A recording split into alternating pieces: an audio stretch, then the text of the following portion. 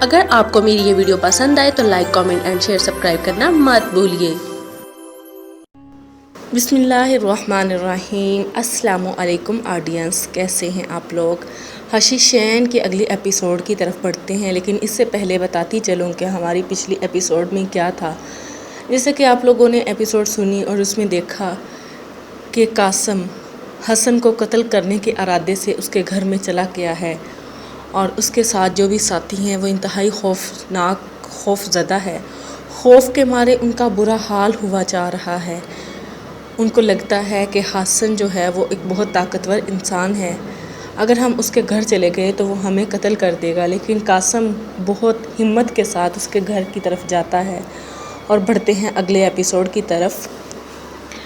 قاسم نے اپنا امتحان کیا مگر طبیعت میں کسی قسم کی گھبراہٹ نہیں پائی، اور نہ نبض میں کوئی خاص رت پیدا ہوئی، مگر ہاتھ پاؤں کی پھر وہی کیفیت ہوئی کہ اپنے نام معلوم ہوتے تھے مگر دل کے ارادے کو عمل میں لانے کے لیے تیار تھے۔ اب طبیعت نہایت سکون کے ساتھ مرنے اور جان لینے پر آمادہ تھی۔ قاسم برآمدے پر چڑھا اور اس دروازے کے سامنے آیا جو حسن کے کمرے کے تھا۔ کواڑوں کو آہستہ سے دھکا دیا، وہ اندر سے بند نہ تھے۔ جب دروازہ کھل گیا تو کمرے میں سے اسی بدبو کا ایک بھپکا آیا جو اس سے پہلے ایک موقع پر جو سرنگ والے دروازے پر چیتوں کے قریب شیشے سے دوا چھڑکنے پر پیدا ہوئی تھی۔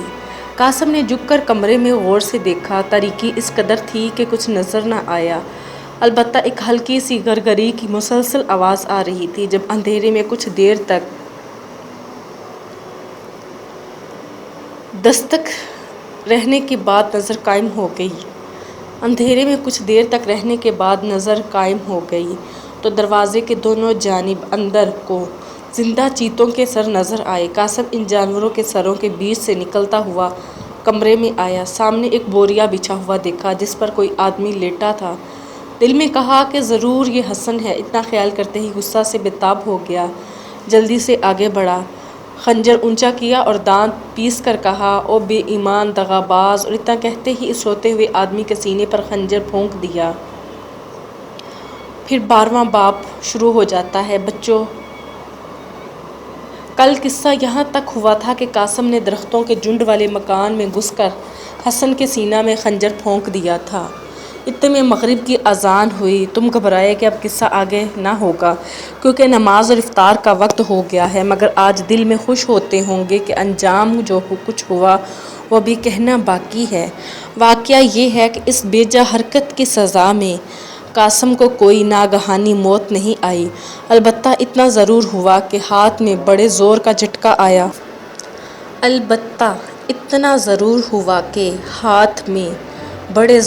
جھٹکا آیا اور ایسا معلوم ہوا کہ خنجر آدمی پر نہیں بلکہ کسی لوہے کی چادر یا پتھر کی سل پر مارا ہے۔ خنجر لگتے ہیں حسن نے آنکھیں کھولی اور بہت اطمینان سے نرم آواز میں کہا، قاسم بن سلیم، تم نے یہ وہ قصہ نہیں سنا کہ کسی بادشاہ نے ایک مجرم کی نسبت حکم دیا کہ اس کو ہمارے سامنے ڈنڈوں سے پیٹ کر مار ڈالا جائے۔ مجرم نے حکم سن کر جلاد کو الگ لے جا کر کہا کہ اگر ڈنڈے زور سے نہ لگاؤ گے اور تھوڑی سی دیر میں مجھے مرا ظاہر کر کے بادشاہ کے سامنے سے گھسیٹ کر باہر لے آؤ گے تو میں تم کو بہت سا روپیہ دوں گا۔ جلاد ان شرطوں پر راضی ہو گیا، لیکن جب وقت آیا تو بادشاہ کو اس دھوکے میں رکھنے کے لیے کہ معاملہ کسی قسم کی رشوت کا نہیں ہے، مجرم کو اس بے دردی سے پیٹنا شروع کیا کہ وہ غریب چیخ اٹھا اور کہنے لگا، بس رحم کرو، میری تمہاری وہ شرطیں اب اٹھ گئی، خدا کے لیے ایک ہی ضرب میں کام تمام کر دو، کیونکہ اس تکلیف سے تو موت بھلی۔ میرا حال بھی تم نے اس وقت اسی مجرم کا سا کر دیا۔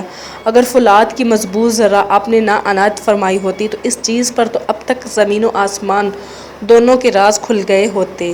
قاسم ابھی تک اپنی مجنونانہ حالت میں تھا۔ خنجر اونچا کر کے نہایت وحشیانہ لہجے میں کہنے لگا، پہلے یہ بتاؤ تھور فریدہ کہاں ہیں؟ حسن نے بہت آہستگی سے جواب دیا، تھور فریدہ اور اس کی خادمہ اندر کمرے میں بالکل خیر و عافیت ہے۔ ہم میں تم میں اس موقع کے لیے جو کچھ طے ہوا تھا وہ یہ تھا کہ جو لوگ تمہارے ساتھ آئیں پہلے تو ان کو ڈرایا جائے کہ وہ قتل سے باز رہیں اور راستہ ہی پلٹ جائیں۔ اگر اس پر بھی وہ کسی طرح یہاں تک پہنچ جائیں تو تم ان سے کہہ دینا کہ میں اکیلا اس مکان میں جا کر سب کا کام تمام کر سکتا ہوں، اور اس پر وہ سب خوشی سے رضامند ہو جائیں گے۔ غرض پہلے جتنی باتیں طے ہوئی تھی وہ یہی تھی۔ یہ طے نہ ہوا تھا کہ مکان میں گھس کر سب سے پہلے آپ مجی پر ہاتھ۔ قاسم ابھی تک اپنے آپے میں نہ تھا، دانت پیس کر کہنے لگا، ارے کتے، میں سمجھ گیا ہوں کہ صورت کو تو نے اپنے لیے سر کیا ہے۔ حسن، اگر میں کتا ہوں تو ایسی نسل کا ہوں جو بھیڑ کو بھیڑیے کے منہ سے چھڑا لیتا ہے۔ معلوم ایسا ہوتا ہے کہ کسی باطل اور غلط خیال نے تمہارے دل میں رشک و حسد کی آگ بھڑکا دی ہے۔ اب میں چشمہ حق کے آب سرد سے اس آگ کو بجھائے دیتا ہوں۔ واقعہ یہ ہے کہ میرا ملازم فضل دونوں عورتوں کو آپ کے دوست کے مکان پر بخیریت پہنچا کر شہر کے حالات دریافت کرنے میں فکر میں ہوا۔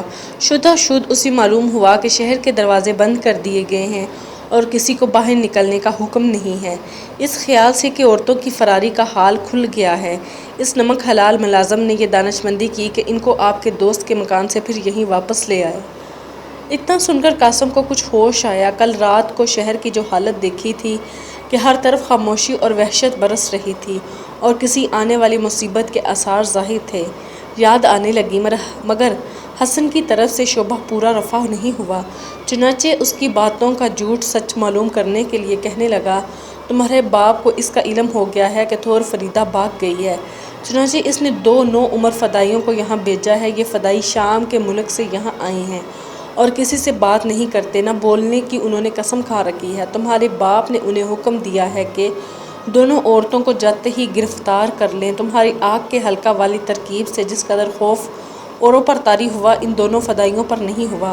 حسن بولا، میں خوب سمجھ گیا، یہ باہر کے فدائی ہیں، کسی سے بات نہ کرتے ہوں گے۔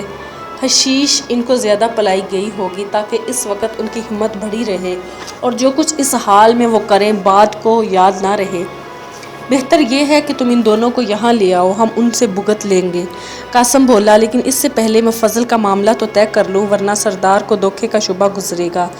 حسن نے ہنس کر کہا، ٹھیک کہتے ہو، اچھا تم فضل کے کمرے میں جا کر اس کا کام تمام کر دو اور میں عورتوں کو شامی فدائیوں سے ملاقات کرنے کے لیے تیار کیے دیتا ہوں۔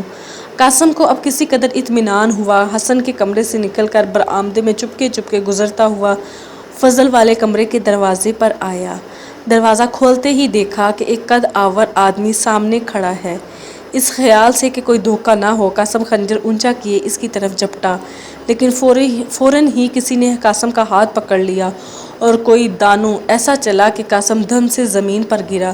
گرتے ہی منہ سے زور کی چیخ نکلی اور پڑے پڑے کسی کو دبی آواز سے یہ کہتے سنا، اندھیرے میں مجھ پر جھپٹنا دھنائی کی بات نہ تھی، میری آنکھوں کو اندھیرے میں دیکھنے کی عادت ہو گئی ہے، مگر اب آپ کو زیادہ تکلیف کرنے کی ضرورت نہیں، سمجھ لیجیے کہ لال داڑھی والا مارا گیا۔ وہ چیخ جو آپ کے منہ سے نکلی تھی وہ اسی کے مرتے وقت کی چیخ تھی۔ آقا نے یہ صحیح سمجھا تھا کہ ایک بڈھے اپاہج نوکر کو اس موقع پر ختم کرنے سے معاملہ کی صورت بہتر ہو جائے گی، مگر مجھے یہ کمال حاصل ہے کہ جب ضرورت ہو بڈھا فضل مر کر اپنی جگہ ایک جوان فضل پیدا کر سکتا ہے۔ قاسم کو یہ دیکھ کر حیرت ہوئی کہ فضل کے منہ پر جو لال داڑھی تھی وہ اب منہ پر نہیں ہے بلکہ الگ ہاتھ میں لٹک رہی ہے۔ اس موقع پر ایک دروازہ جس سے اندر کے کمرے میں جاتے تھے کسی نے آہستہ سے کھولا اور حسن یہ کہتا سنائی دیا کہ اگر فضل مر چکا ہے تو بہتر ہے اب وہ اس کمرے میں چلا آئے۔ قاسم باہر جا کر دونوں شامی فدائیوں کو اندر لے آئے۔ قاسم اتنا سنتے ہی فوراً کمرے سے باہر آیا، دیکھا کہ قاتل بدستور درختوں کے نیچے بیٹھے ہیں۔ آتے ہی سردار نے کہا، میں نے حسن کے سینے میں خنجر بھونک دیا ہے اور اس کا پرانا خادم بھی اب زندہ نہیں ہے۔ سردار نے آہستہ سے کہا اور اس کی آواز پر اب تک خوف کا لرزہ موجود تھا، یہ کام تم نے خوب کیا، میں نے تمہیں برآمدے میں ایک کمرے سے دوسرے کمرے کی طرف جاتے دیکھا تھا اور اس بڈھے نوکر کی چیخ بھی سنی تھی، لیکن عورتوں کا کیا حال ہے؟ شامی فدائیوں کو اپنے ساتھ مکان میں لے جاؤ، اب ان عورتوں کو تم نے دیکھا بھی؟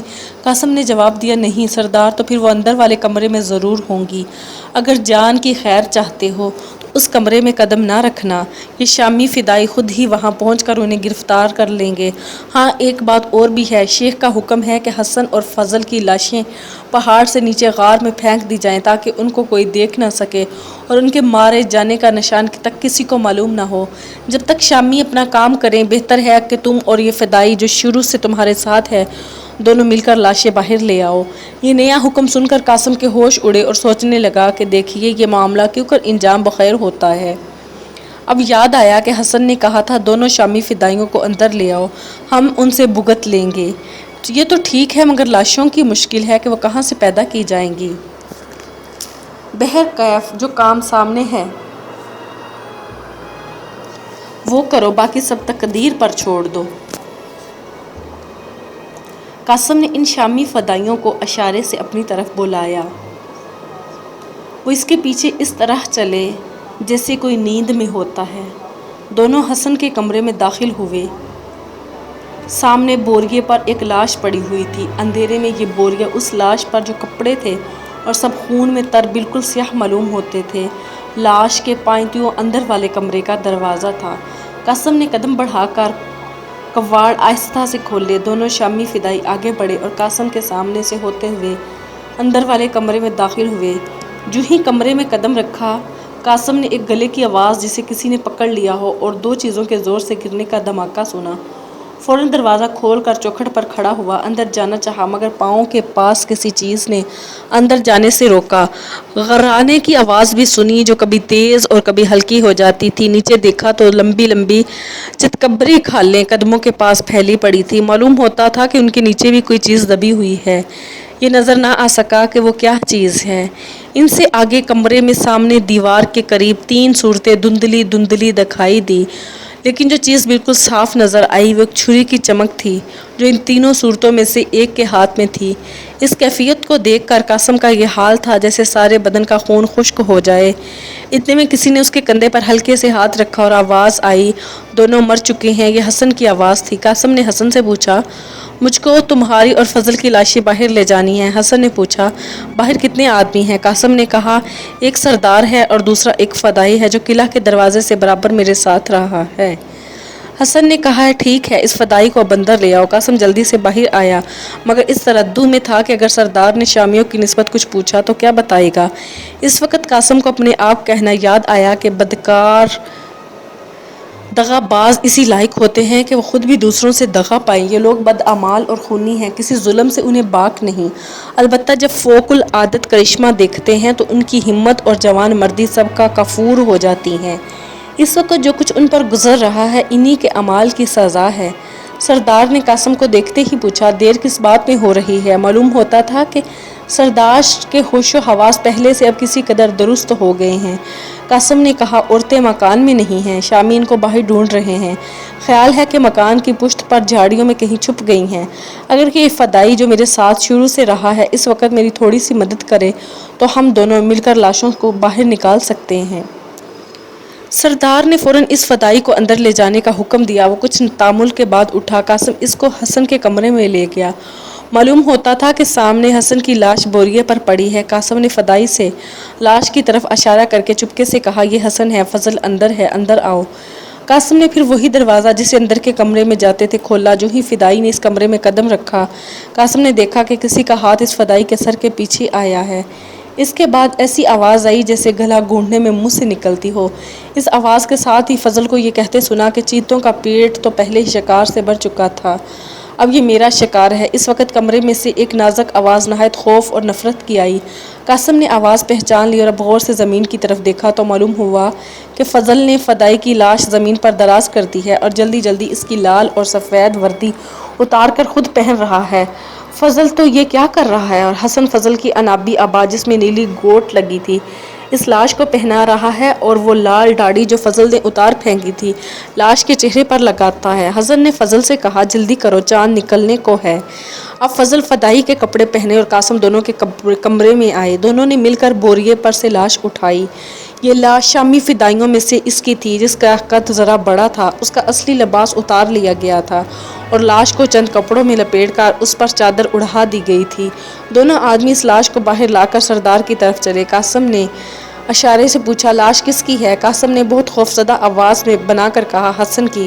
سردار اتنا سنتے ہی پیچھے ہٹ گیا۔ قاسم نے اور فضل نے لاش کو پکڑ کر نیچے غار میں پھینک دیا۔ اس کے بعد یہ دونوں یعنی قاسم اور فضل اندر گئے اور فدائی کی لاش کو لائے جو قاسم کے ساتھ شروع سے یہاں تک آیا تھا۔ اس مرتبہ سردار نے کچھ خوف ظاہر نہ کیا۔ لاش کے قریب آ کر اسے دیکھنے لگا۔ قاسم کا دم فنا ہوا کیونکہ چاند اب خاصا نکل آیا تھا، لیکن انابی ابا لال داڑھی اور مردے کے منہ سے زبان باہر کو نکلی ہوئی دیکھ کر سردار مطمئن ہو گیا اور یہ لاش بھی پہاڑ کے نیچے غار میں پھینک دی گئی۔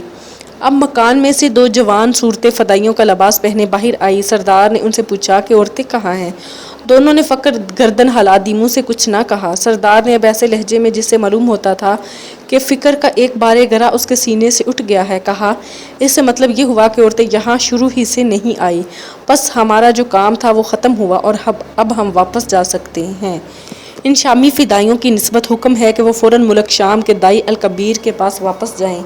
یہ کہہ کر اس نے جیب سے کچھ کاغذ نکالے اور فضل سے مخاطب ہو کر کہا، تم ان شامیوں کو پہاڑ والے تنگ راستے شہر لے جاؤ، پہلے سرائے میں جانا، وہاں ان کی اونٹ موجود ہوں گے اور یہ خط دائی الکبیر کے نام کا اور یہ پروانہ جس میں دربانوں کے نام حکم ہے ان کو شہر سے باہر جانے دیں، ان کے سپرد کر دینا کہ جہاں تک ممکن ہو جلد واپس چلے جائیں۔ سردار یہ حکم دے رہا تھا اور قاسم اس سوچ میں تھا کہ ایک بار پھر مکان میں جا کر ایک بات جو حسن سے پوچھنے کی ہے کیوں کر پوچھے۔ فوراً ایک ترکیب سمجھ میں آئی، جلدی سے ایک پاؤں اٹھا اس میں سے لال جوتی نکال کر جیب میں رکھ، اور سردار سے اتنا کہہ کر لاش کو اٹھاتے وقت پاؤں سے جوتی اتر گئی ہے۔ مکان کے اندر پہنچا، وہاں کیا دیکھتا ہے کہ حسن اندر والے کمرے میں دوسرے شامی کے لاش کو کپڑوں میں لپیٹ رہا ہے۔ شامی کے گلے کو چیتے نے اس طرح چبایا ہے کہ رگیں اور نسیں کٹ کر باہر نکل آئی ہیں۔ دونوں چیتے جب چپ چاپ پاس بیٹھے ہیں، حسن نے نظر اٹھائی تو قاسم نے کہا، فضل اور وہ دونوں شہر کو جا رہے ہیں اور وہاں سے فوراً شام کا سفر اختیار کریں گے۔ ان دونوں کے ساتھ کون جائے گا؟ حسن نے جواب دیا، کوئی نہیں۔ تھور فریدہ نہایت ہوشیار اور مضبوط ہے، پھر ایک پیش قبض اس کے پاس ہر وقت موجود رہتا ہے۔ فضل ان کو شہر کے دروازے تک پہنچا کر یہاں واپس آ جائے گا تاکہ اس لاش کو اٹھانے میں میرا ہاتھ بٹھائے۔ قاسم نے کہا، مگر آپ یہاں کیسے رہ سکتے ہیں؟ یہ مقام تو بہت غیر محفوظ ہو گیا ہے۔ حسن نے جواب دیا، اب اطمینان رکھیں، قبرستان میں جہاں مردے دفن ہوتے ہیں وہیں ان کی روحیں بھی رہنے لگتی ہیں اور دنیا کے لوگ ایسی جگہ جانے سے پرہیز کرتے ہیں۔ اچھا آپ جائیے، بابا جان منتظر ہوں گے۔ میں عالم اجسام سے عالم ارواح میں پہنچ گیا یا نہیں؟ قاسم نے جیب سے جوتی نکال کر پہنی اور باہر آ گیا۔ جب برآمدے سے اترا تو دیکھا کہ تین صورتیں فدائیوں کا لباس پہنے پہاڑی رستے کا رخ کیے جا رہی ہیں۔ اب درختوں کی آڑ میں آ کر نظر نہیں آتی۔ قاسم اور سردار بھی چل پڑے اور وہاں پہنچے جہاں آنکھوں سے پٹیاں اتار دی گئی تھی۔ یہاں پاسبان موجود تھے۔ انہوں نے پھر آنکھیں پر پٹیاں باندھی اور دونوں کو ساتھ لے گئے۔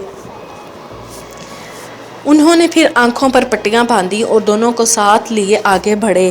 غرض انجام یہ ہوا کہ وہ فدائی جس کا کام حسن کو قتل کرنا تھا، دونوں شائی جو عورتوں کی گرفتاری کے لیے آئے تھے، اب دنیا کی تمام خدمتوں اور حاضریوں سے بے نیاز ہو گئے۔ صرف قاسم اور سردار کل الموت میں پہنچا دیے گئے۔ یہ رات وہ تھی کہ پہاڑ والے شیخ کی پلک سے پلک نہ لگی تھی۔ قلعہ کے سب سے اونچے برج پر ایوان میں جا بیٹھا، نیچے کبھی جنوب کی طرف شہر کو اور کبھی شمال کی سمت میں پہاڑی درہ کو دیکھتا تھا اور معلوم ہوتا تھا کسی سخت بات کا انتظار ہے۔ ہر طرف تاریکی اور خاموشی تھی، لیکن جب پہاڑوں کی پشت سے چاند طلوع ہوا اور اس کی زرد روشنی آسمان پر پھیلتی دکھائی دی تو نیچے شہر سے دفعتاً ایک سرخ شعلہ چمکا۔ اس کے بعد اور شعلے جا بجا اٹھتے اور مشعلیں ادھر ادھر دوڑتی نظر آئی۔ شیخ الجبل کی نگاہیں ان کو متحرک شعلوں کی طرح جم گئی، آنکھوں میں ظلم کی خونی سرخی پیدا ہو گئی۔ اتنے میں ایک شور بہتا ہوا جیسے دور کوئی سخت ہنگامہ برپا ہوا، اور اس عام شور میں چیخے جیسے اندھیرے میں چھریوں کی چمک بالکل علیحدہ صدائیں دینے لگی۔ شیخ کے لبوں پر تبسم کے آثار ظاہر ہوئے، مگر یہ تبسم ایسا نہ تھا جو کسی کو بھلا معلوم ہو۔ یہ شعلے بہت دیر تک نیچے شہر میں بھڑکتے اور چمکتے نظر آتے رہے اور مظلوموں کی آہیں بجلیوں کی طرح ظلمت کو چاک کرتی ہوئی اوپر تک سنائی دیتی تھی، مگر اس پہاڑ والے ظالم اور بے درد کی آنکھیں دیکھنے سے اور کان سننے سے نہ تھکے، اور جو تبسم لبوں پر تھا کسی طرح دور نہ ہوا۔ اتنے میں چاند پہاڑوں سے اونچا ہوا، روشنی ملگجی، صورت زرد، تاروں چھٹکے آسمان پر اس طرح سست چلا جیسے سمندر میں کوئی ناکارہ کشتی جسے ناخدا نے اس کی تقدیر پر چھوڑ دیا ہو۔ مگر اب مشعلوں کا چمکنا اور چیخوں کا آنا بند ہوا، اور صبح قریب ہوتے ہی جب سرد روشنی پہاڑوں کی ڈورنے لگی تو مشعلیں اپنی روشنیاں کم کرتے ہوئے بالکل ٹھنڈی ہو گئی۔ اتنے میں آفتاب کی شعاعیں پھیل کر تیز ہوائیں اور تمام کوہسار لالہ زار ہو گئے۔ پردوں میں سے روشنی چھن کر ایوان کے پرتکلف دیوار پوشوں رنگین قالینوں اور نازک چینی کے ظروف پر چمکنے لگی، لیکن قلعہ کے نیچے شہر کی یہ حالت تھی جیسے کسی سخت لڑائی کے بعد دشمن نے اسے لوٹا اور غارت کیا ہو۔ آسمان پر گدھ جمع ہونے شروع ہو گئے اور اب شیخ الجبل کا چہرہ جنوب سے ہٹ کر شمال کی سمت میں اس پہاڑی درہ کی طرف متوجہ ہوا جس کے آگے بھورے پتھر کی ایک عمارت سرد صنوبر کے عالی شان درختوں اور چاروں طرف پھولوں کے ایک رنگین غبار میں واقع تھی۔